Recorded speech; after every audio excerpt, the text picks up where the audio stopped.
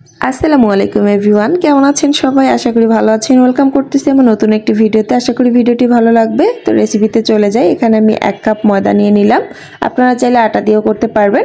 তারপরে দিয়ে দিলাম হাফ চামচের মতো লবণ, দিয়ে এখন সব কিছু ভালোভাবে মিশিয়ে নিচ্ছি।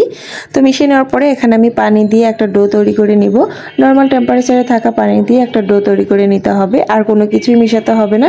ব্যাস পানিটা একটু একটু করে দিয়ে একটা সফট ডো তৈরি করে নিলাম। আমার ডোটা একদম রেডি। তো 10 মিনিটের জন্য রেস্টে রেখে দিলাম।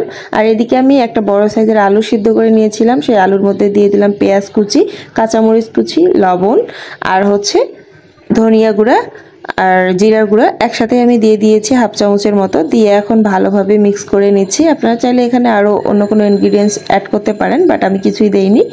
তো আমি এখানে ডোটাকে 2 ভাগে ভাগ করে নিলাম, নিয়ে একটা ভাগ দিয়ে এখন একটা রুটি করে নিব।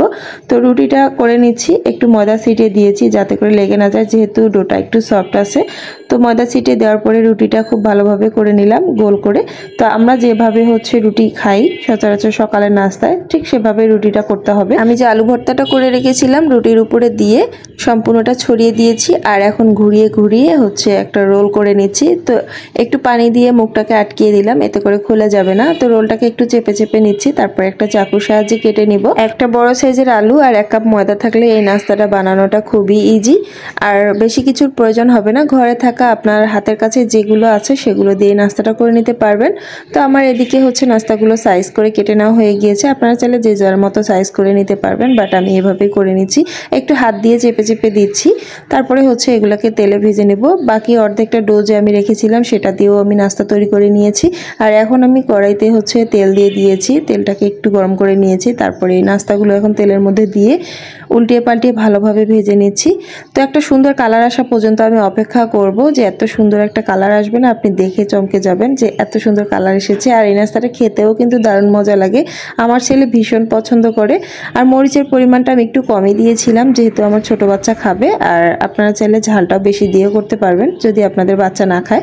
তো আমার নাস্তাগুলো দেখেন ভাজা হয়ে গিয়েছে, কি সুন্দর একটা কালার চলে আসছে। তো এই পর্যায়ে আমি নামাই নিব নাস্তাগুলোকে। খুবই শর্টকাট উপায়ে ঝটপটে নাস্তাগুলো তৈরি করে নেওয়া যায়। আপনার হাতে যদি 10 মিনিট সময় থাকে ব্যাস তাহলেই হবে, আর কোনো কিছুর প্রয়োজন নেই। 10 মিনিটে আপনি বিকালের নাস্তায় এরকম একটা নাস্তার আইটেম তৈরি করতে পারবেন, যেটা খেতে কিনা দুর্দান্ত মজা লাগে। তো আমার আজকের রেসিপি আপনাদের কাছে কেমন লেগেছে?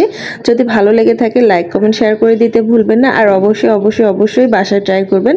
এতটাই মজার এই নাস্তাটা যা বলার মতো না, আপনারা খেলে অবশ্যই বুঝতে পারবেন। তো ফাইনালি আমার নাস্তার লুকটা আপনাদেরকে দেখিয়ে দিলাম, কতটা সুন্দর হয়েছে। সসের সাথে খেতে তো ভীষণ মজা লাগে, কালারটাও কিন্তু অনেক সুন্দর এসেছে, তাই না? দেখে নিশ্চয়ই লোভ লাগতেছে আপনাদের। যদি লোভ লাগে তাহলে অবশ্যই বাসায় বানিয়ে সবাইকে তাক লাগিয়ে দিবেন, সবাই অবাক হয়ে যাবে খেয়ে। তো আজকে এই পর্যন্ত, আল্লাহ হাফেজ।